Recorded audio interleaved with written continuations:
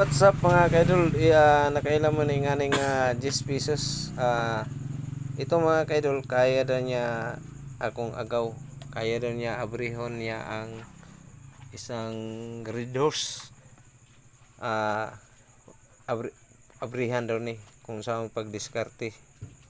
Kung makakita mo yun na sa video ni mga kaidol, panoorin nyo. Sagaw, sagaw. Welcome to my vlog. Ani nasa tarata. Yan na. Patang dali wa ra kabot og isa ka minuto. Bilis kayo.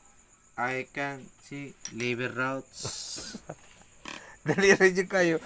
10 pesos lang oh. Bisag piso niya kaya na abrihon, piso lang. Kaya karon 10 man ni kay wala may piso. Piso.